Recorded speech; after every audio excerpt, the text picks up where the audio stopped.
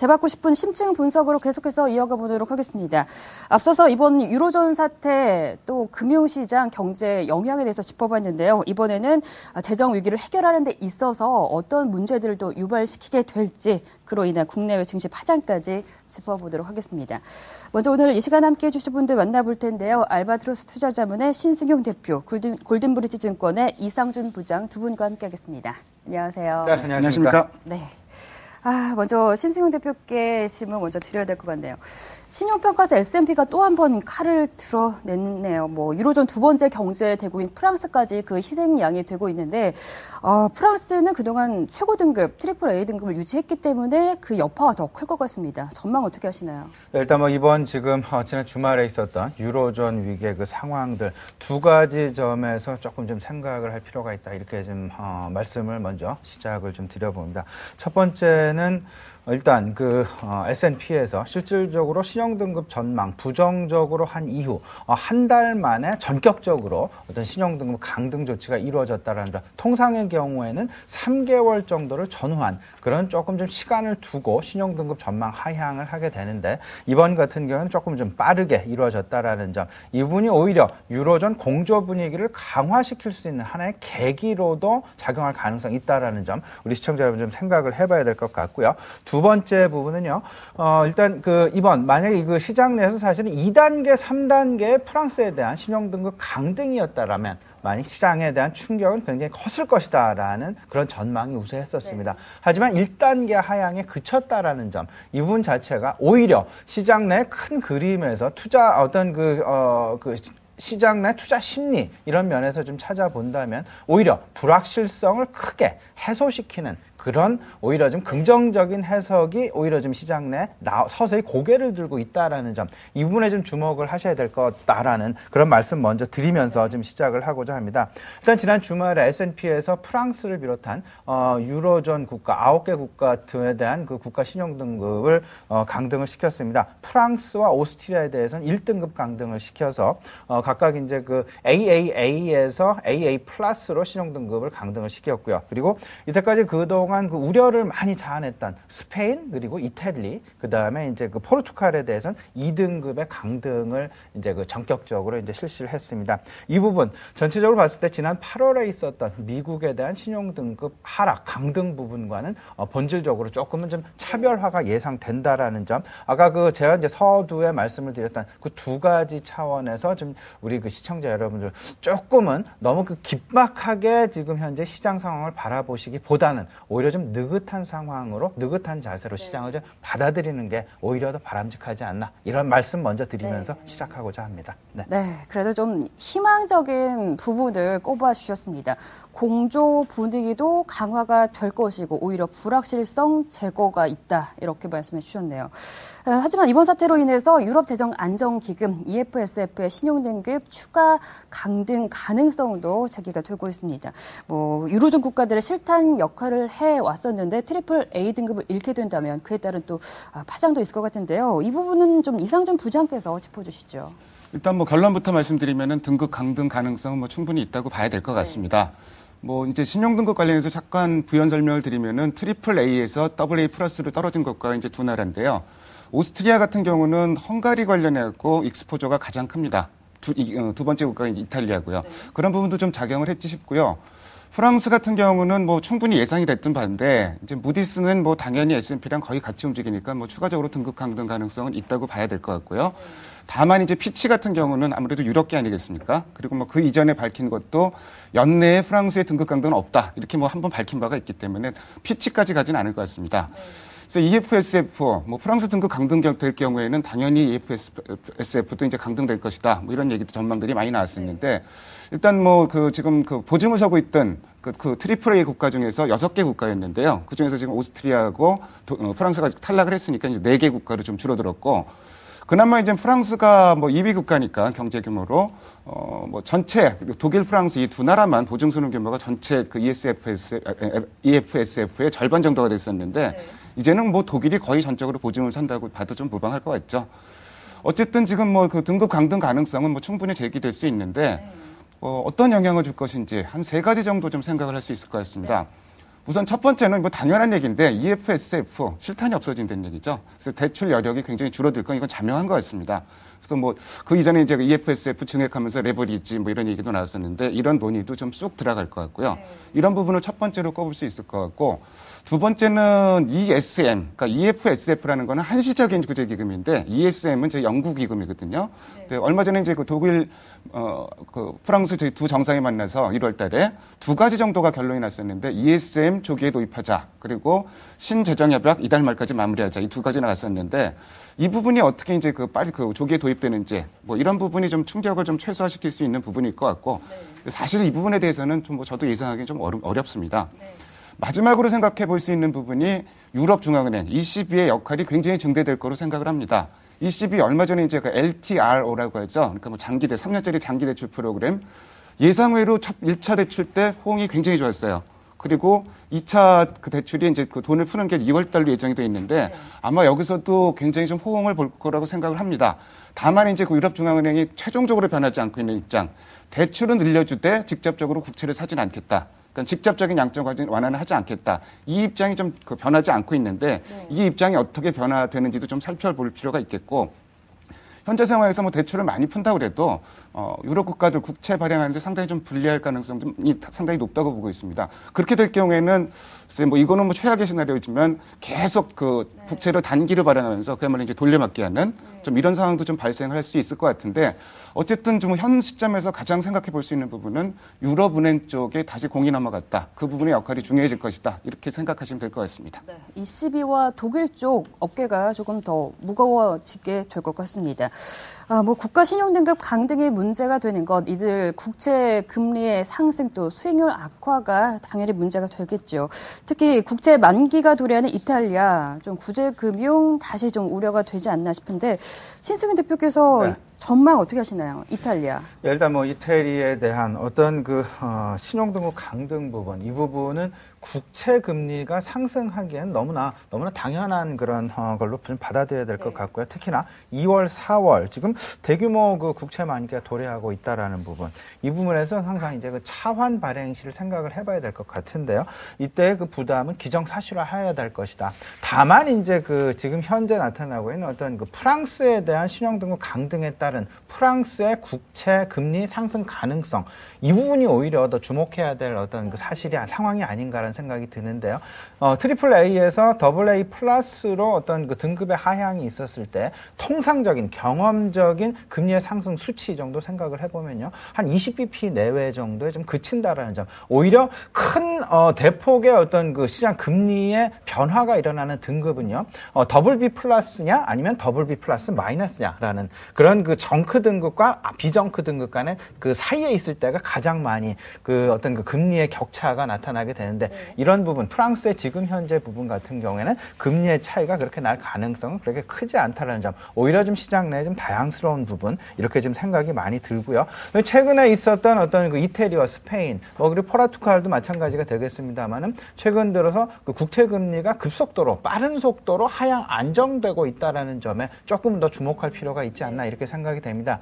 이미 뭐 이태리라든지 프랑스, 스페인이라든지 이런 부분, 신용등급 강등 부분 이미 뭐 한 2차례 정도 더 있었죠. 최근 사이에. 이런 부분에 따라서 사실 처음에는 어떤 그 금리의 움직임 크게 나타났었지만 점차 이 부분이 회를 거듭하면 할수록 그렇게 큰 폭의 움직임이 나타나고 있지 않다는 점, 오히려 빠른 상황으로 과거 수준을 지금 회귀하고 있다라는 점, 지난 금요일에 같은 경우에도 빠른 수준에 회복하였다는 점, 이 부분 자체에 우리가 좀 조금 더 좀 주목하고 오히려 그 전체적인 그림에서 정치권이 안정화되고 있다라는 부분, 그리고 유로존 국가들의 공조 분위기가 오히려 조금은 더 강화되고 있다라는 점에 좀 주목을 하시면서 너무 큰 어떤 그 낙담의 분위기는 조금 좀 멀리 하시는 것이 좋지 않나 이런 생각입니다. 네, 뭐 너무 비관하지 말자 이런 뜻이시죠. 네. 뭐 이탈리아 국채 금리 같은 경우 10년물이 7%가 넘으면 좀 문제가 되는데 좀 빠르게 안정이 되면서 6.6% 정도에서 거래를 마치는 것을 확인할 수가 있었습니다. 주셨습니다.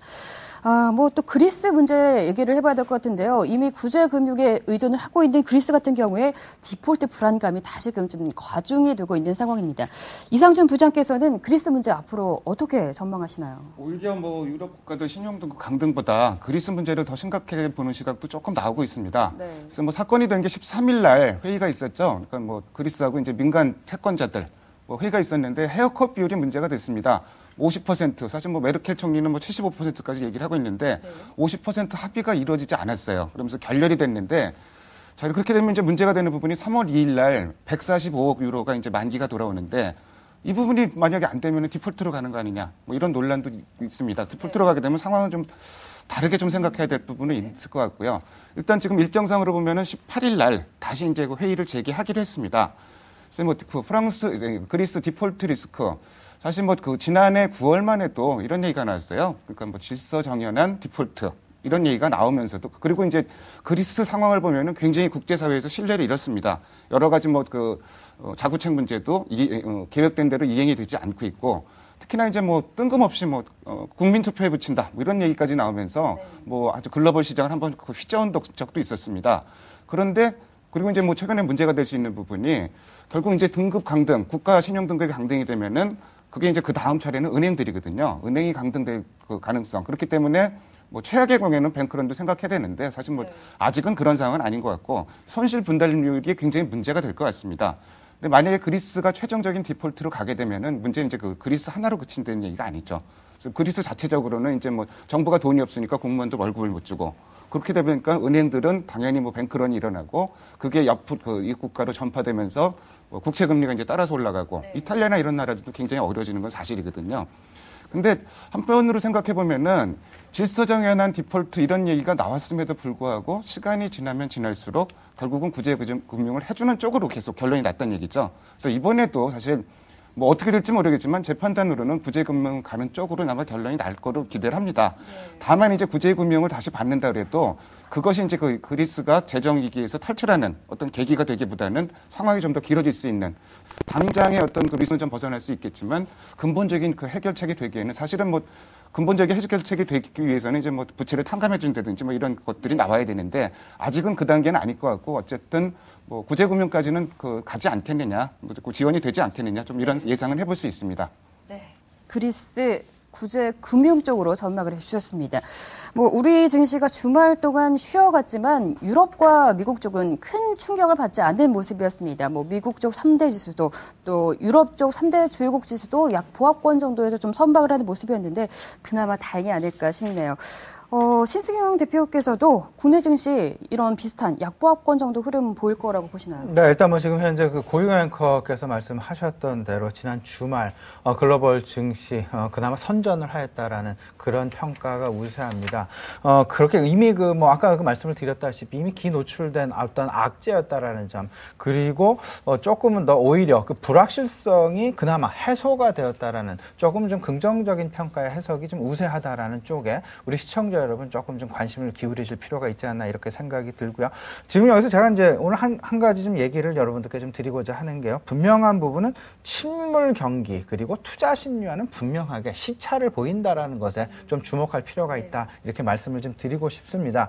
물론 이제 그 같은 예는 분명히 아닙니다. 지난 8월에 있었던 미국의 신용등급 강등 그때 이제 굉장히 큰 어떠한 그 시장 내 불안 요소들이 좀 작용을 하였습니다만 그때를 저점으로 해서 시장이 재차 이제 그 상승하는 큰 그림에 상승하는 어떤 그 트렌드를 보였다라는 점 이 부분에 우리가 좀 주목할 필요가 있어 보이고요. 그 당시에는 물론 이제 그 정격적인 발표였기 때문에 낙폭도 컸었습니다. 하지만 이번 재료 같은 경우에는 이미 시장 내에 알려진 재료이기 때문에 오히려 낙폭이 상대적으로 적으면서 시장의 방향성을 우상향으로 잡아갈 가능성이 매우 높다라는 점 이 부분에 조금 좀 주목하실 필요가 있어 보이고요. 이에 따라서 좀 충격에 따른 오히려 그 주가 조정 부분을 오히려 그 저가 매수의 기회로 활용하는 것이 관망보다는 오히려 더 낫지 않겠나 이런 말씀 좀 여러분들께 감히 한번 드려보고자 합니다. 그리고 전망 실질적인 그 부정적인 전망 이후에 실질적인 그 신용등급 강등까지 그 기간을 살펴보면 매우 짧았다라는 점, 이 부분 면에서도 좀 살펴본다면 오히려 시장 내 불안 요소가 급격히 제거되었다라는 점에 조금 무게를 더욱더 실으실 필요가 있어 보이지 않나 이렇게 생각이 들고요. 더 나아가서 두 가지 또 긍정적인 요인, 아무래도 시장의 큰 그림 속에서 지배하는 주요 요인이 될 것이다. 따라서 시장의 중심축, 오히려 지금 현재 유럽에 따른 유럽에 대한 그 불안 요인 서서히 좀 거쳐 나가면서 오히려 시장의 투자 심리의 중심에는 어닝 시즌의 본격화 부분과 중국 춘절 소비에 대한 기대감 부분이 오히려 더 중앙에 자리 잡을 확률 더 높아진다 쪽으로 좀 보시는 것이 옳지 않나 이런 생각이 들고요. 따라서 단기적으로는 조금은 좀 과감한 대응이 필요해 보인다는 말씀 좀 드려보고요. 하지만 긴 그림에서는 아직은 좀 퀘스천 마크라는 부분 아직 여러분들께 좀 강조드리고 싶습니다. 네. 네, 뭐 그동안은 유로존 신용등급 강등, 뭐 프랑스, 뭐 루머도 여러 차례 있었고요. 뭐 그랬는데 알려진 악재이기 때문에 오히려 지금을 저가 매수 기회로 삼자 이런 의견을 주셨습니다. 이상준 부장의 의견도 좀 궁금한데요. 일단은 좀 긍정적으로 보고 계시고 단기적인 악재로 보시는데 어떻게 보시나요? 큰 틀에서는 신 대표님 의견에 많이 동의를 하는데요. 네. 뭐 그렇게 많이 빠질 것 같질 않아요. 그러니까 뭐 빠지지 않으면 매수 기회도 이제 별로 없다고 봐야 되고 사실 뭐 저도 이제 금요일 날 좀 약속이 있어갖고. 토요일 날 이제 아침에 이제 그 가게 보게 됐는데 등급 강등은 뭐 예상됐던 건데 해외 증시가 너무 안 빠져갖고 야 이렇게까지나 이거 별 재료가 아닌가 좀 이런 생각도 좀 들었어요. 근데 왜 그랬는지를 좀 곰곰이 생각을 해봤는데 우선 이제 그 이전에 뭐 ECB 총재가 유럽 경제 낙관할 수 있다 이런 얘기도 했었고 뭐 여러 가지 이제 뭐 그 스페인하고 이탈리아에서 국채 발행을 성공적으로 했죠. 그 이후로 이제 근데 한쪽에서는 지금 그 발표 이후에 막 싸우는 형국입니다. 강등된 국가들하고 S&P하고 서로 잘났다고 이제 좀 싸우는 형국인데 오히려 국채 발행이 성공한 이후에 이런 그 강등이 나왔기 때문에 충격이 일정 부분 줄어든 부분이 하나 있을 것 같고 무엇보다도 지금 충격이 줄어든 이유는 미국 경제에 대한 낙관입니다. 그 부분이 이제 가장 큰 것 같아요. 최근에 이제 그 미국 증시는 뭐 낙관론이 점점 우세해지는 분위기고 우리 시장 이제 하방식 경직성을 유지시켜주는 요인인데 미국과 관련해서는 이제 그 이번 주에 주 중반에 이제 그 금융주도 실적이 발표되는데 이 부분이 상당히 좀 중요할 것 같습니다. 어느 정도 뭐 시장이 기대는 하고 있는데 뭐 충족 정도 수준이라 그러면은 일단 뭐 분위기 자체는 나쁘진 않을 것 같고요. 유로존 관련해서는 글쎄요, 그 이탈리아 국채 금리도 아까 이제 앵커께서도 말씀하셨지만 뭐 올라간 게 6.8까지밖에 안 올라갔어요. 그랬다가 다시 6.6으로 내려왔는데 거의 충격이 없을 땐 얘기죠. 그렇긴 하더라도 일단 뭐 계속 좀 체크는 해봐야 될 것 같고 그리고 이제 그 무엇보다 이제 유로화 가치가 어떻게 되는지 이 부분도 계속 좀 체크를 해야 될 것 같습니다. 결론적으로 이제 우리 시장 말씀드리면은 일단 뭐 수급상으로는 부담이 클 것 같지는 않아요. 왜냐면은 가장 부담이 되는 부분이 유럽계 자금이 이탈하는 부분인데 유럽계 자금 작년에 한 해 동안 15조 원 주식시장에서 빠져나갔습니다. 그렇게 따지면은 뭐 유로존 자금 이탈된다 이런 얘기가 많았는데 오래전부터 진행되었던 얘기죠. 그래서 이제 뭐 갑자기 뭐 이번 등급 강등을 위해서 더 많은 돈이 빠져나간다든지 이런 사태는 뭐 그 나타나진 않을 거로 좀 예상을 하고요.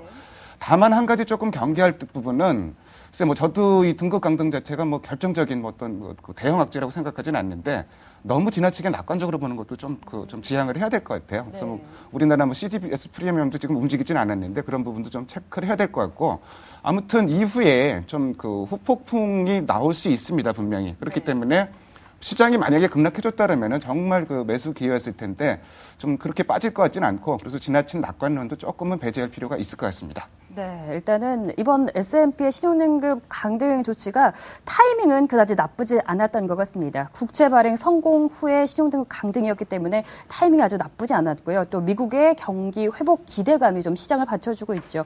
뭐 분위기 크게 나쁘진 않을 것 같은데 지나친 낙관론 또한 배제해야 된다. 이렇게까지 정리해볼 수가 있겠습니다. 지금까지 신승용 대표, 이상준 부장 두 분과 함께했습니다. 오늘 말씀 잘 들었습니다. 네, 감사합니다. 네.